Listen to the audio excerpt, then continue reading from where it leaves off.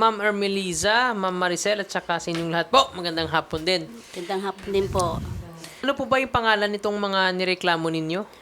Si Irene lang po talaga yung nagsanla sa akin, si Irene Alejandrino. Okay. So, inano niya ako sa message ko, sa messenger, tapos nag-alok siya sa akin ay sinasanla nga daw po niya yung bahay. Kaninong bahay yun, ma'am? Kanya po. Na-check ninyo ba, ma'am, sa may registered this kung kanyang bahay talaga? Actually, sir, dahil sa payatas, hindi naman po siya, awarded po kasi siya eh.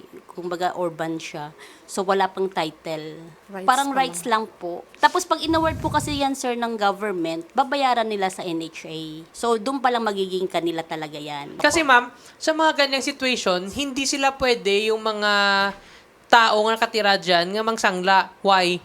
Yung kanila dyan is most likely siguro usufructo. Yung may-ari niyan is government property, binigyan siya ng rights to use. Pero hindi nila pwede isangla yung bahay sa iba without authorization sa NHA. Kasi yung NHA po yung totoong owner eh. So, kailangan po may approval nila yan kung ipapasangla or i-transfer po yung rights sa ibang tao. Opo. Akala ko po, ako lang yung sinanlaan niya. Okay. Tapos ngayon, 3 months na po kasi siyang hindi nagbabayad ng renta kasi may nakatira po doon. Sanla kolekta po kasi yan. Tapos yung nakatira po, yung upa niya, ako ang kukolekta. Yun ang Bali, ma'am, nung sinanglay sa iyo yan, ano ang in return? Bali, may pinahiram ka sa kanyang pera or something? Opo, sinala niya sa akin yan ng 35,000. Tapos yung renta na buwan-buwan, yun ang bibigay niya sa akin. Renta ng bahay niya. yung niya mismong sinangla Oo. niya. Dahil may nakatira dyan. May nakatira kasi dyan. Okay. So may nakatira, yung renta noon, kasi pinaparentahan niya yan eh. Okay. So yung upa noon, mapupunta sa akin. Nag-isang buwan lang, tapos pangalawang buwan wala na. Magkano po yung upa, ma'am? 5,000. Kala mo, ma'am, ikaw lang yung sinanglaan. Pero sinanglay din sa iba? Opo, nalaman na lang namin, sir, kasi 1 buwan, 2 buwan, di na siya nakabayad. Hanggang sa nagbabarangay na nga po ako. Tapos doon ko na napag-alaman, nagkita-kita na kami lahat. Nung pagsanglaya ba, ma'am, may kasunduan Opo, kayo? opo, May agreement? Opo, nakanotaryo po. Kaya naman malakas din yung loob namin magtiwala sa kanya. Kasi ang mga ginagamit niyang witnesses is sa barangay po nag-work. May isang nag-work sa barangay na ilang tatlo ba or more Tatlo. than? More than yata sa 3. Siya ang pumirma, siya ang nag-witness. So meaning, alam nyo na nag-witness na kayo before, dapat nag-stop na kayo. Hindi nyo na pinahinayaang dumami pa. Tapos minsan, sir, sa harap mismo ng lupon, doon nagaganap yung bayaran. 1M ang pinalabas ko. Si Irene ang agent. 1M? Opo. Meron Irene ang ding isa pa, 1.2. Sa Irene po ang agent ko. Malaki pong tiwala ko sa kanya. Pero Ngayon, same bahay? Same? Hindi po, iba-ibang bahay. Yung bahay niya na nirereklamo, sinangla din po sa akin yon 150,000. Tapos yung yung ibang bahay po, ibang bahay yung inalok niya sa akin na isa sa papasangla daw sa akin. Okay. Tapos, ang ginawa niya po, kunwari 150 yung sangla, nakikihati siya dun sa tao. Hati sila. Para siyang fixer doon. From Opo. broker fixer. Sige po, ma'am. Lahat po, ma'am, nakasabwat dito sa scheme niya na estafa. Yung ginawa kasing scheme is through mga real property at pinagkaisahan niya kasi yung mga tao nga usually kasi most likely hindi naman ganun din ka-proficient, di ba, sa batas. So, naniwala lang sa kanya based na po sa trust and confidence. Kasi sa barangay nangyari yung bayaran, pati yung pero estafa pa rin yan. Kasi hindi pala sila may-ari, and then si Irene, naging agent din siya ng mga iba pang Opo, mga ibang nanuloko. bahay. Opo. So, sa'yo inyo, ma'am, 1 million, yung iba 1.2. Sa inyo po, ma'am, 155,000. same house. Same po. Tapos inyo, ma'am, 70,000. same din na bahay din. Same din naman. Sa akin po, 60,000 po. Same din na bahay. At saka promisa niya, kunin yung sa renta. Opo. Same script. Opo. Opo. No. At least yan, alam natin na consistent po yung kanyang script na paano siya mangloko, no? So, red flag yan. And mas malakas siguro yung ating laban dito, laban sa kanya.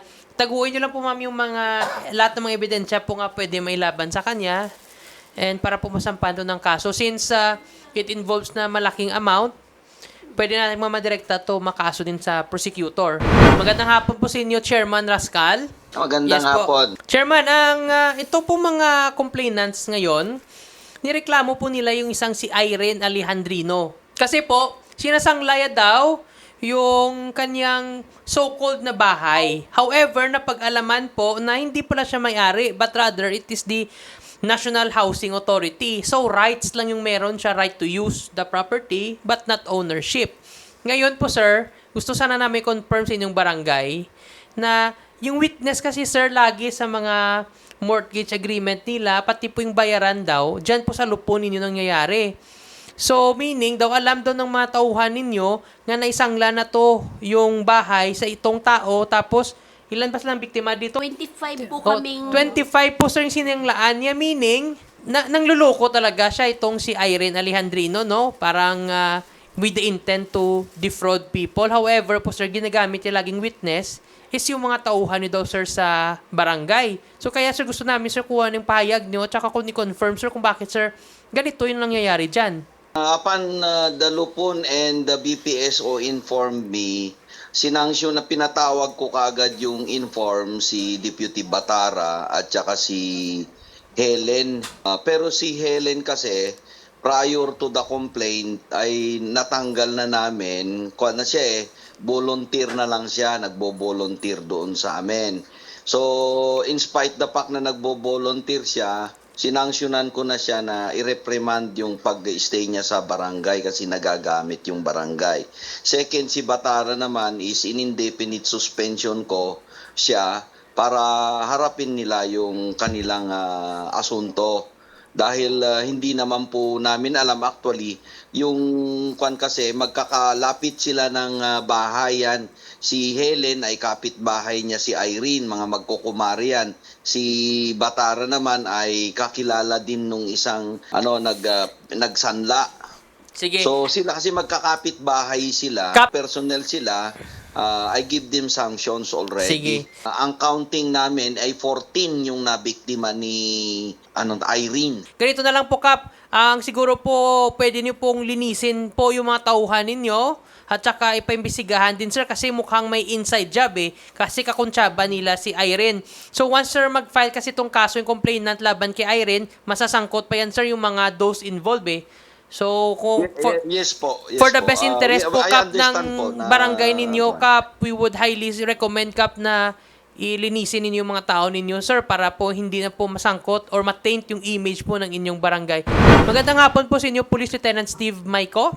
Hello po, magandang hapon po. Sir Steve, ang ilalapit na lang Yes po po. namin, yung kasama po yung tanggapan po ni Senator Idol Raffy Tulfo, wanted sa radyo, at ito mga complainants sa inyong tanggapan dyan, sir. Kasi magpa-file po sila, sir, ng kasong estafa laban dito kay Irene Alejandro. Kasi, sir, niloko sila Lahat sila, pinagsanglaan ng isang bahay lang, tapos hindi sila binabayaran. Tapos, sa kuntsaba ni Irene, mga tauhan dun sa barangay.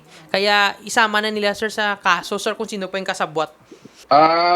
Nagpunta na sila sa amin dati na nag-imbestiga na po kami sa kanila. Pinag-ano namin sila ng karagdagang mga dokumento, kagaya po nung certificate to file action dahil ito po ay requirement sa kasong estafa at demand letter po. Actually, sir, sa kasong estafa, hindi naman talaga kailangan ng technically ng demand letter. Although it is a good case for a strong evidence. However, sir, hindi naman siya mandatory requirement. Ngayon, yung certificate to file action, sir, it depends kasi, sir. Kasi if the imprisonment would entail more than 1 year, meaning hindi na siya pasok, sir, sa barangay level conciliation, pwede na siya, sir, madirekta actually akyat sa prosecutor and direkta sa korte. So it seems, sir, nga dami kasing involved.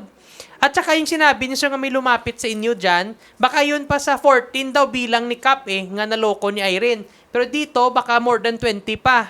So baka sila pa yung mga iba pa, sir. Dito, sir, meron din lumapit dito ngayon sa amin nga may 5 pa. So nevertheless, kung i-add natin to mag-file up yung case, we do not need, sir, CFA na from the barangay since surely, if ever the conviction would entail an imprisonment na more than 1 year talaga. So pwede din diretso sa prosecutor. Ang ilalapit na lang namin din, sir, samahan po ng team ni Senator Raffy Tulfo and wanted sa radyo, itong complainants, punta sa tanggapan niyo, sir, para po mailatag po lahat, sir, ng evidence and ma-document and we can file an appropriate, sir, na complaint, sir, sa fiscal para po maakyat na po sa korte. Ayun na lang po, sir. Mapasamahan po ninyo sa amin. Yes. Ang mga complainant, gawa namin po ng kanilang mga kanya-kanyang salaysay at i-file na po namin yung complaint nila sa prosecutor. Sige po, sir. Thank you very much, ang Police Lieutenant Steve Maico.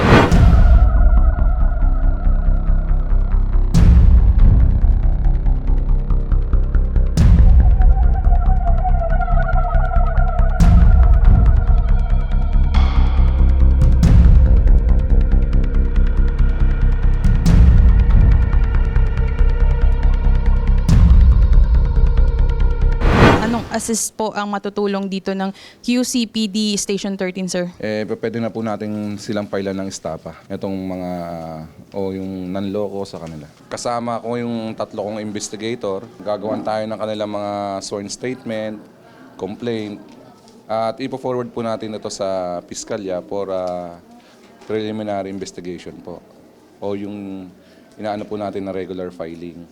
Para maiwasan po nila, siguraduhin po nila na yung kausap nila ay talagang kanila po yung bahay, kung ilan na ho ba yung kausap niya bago kayo pumasok sa isang transaksyon na ganyan, kung ilan na ho ba yung kausap niya. Mas maigi po mag-background check siya sa barangay, sa mga katabing kapitbahay o establishmento, kung sino ba talaga ang tunay na may-ari or sino pa ang mga kausap ng may-ari na yon para maiwasan po yung ganitong panloloko.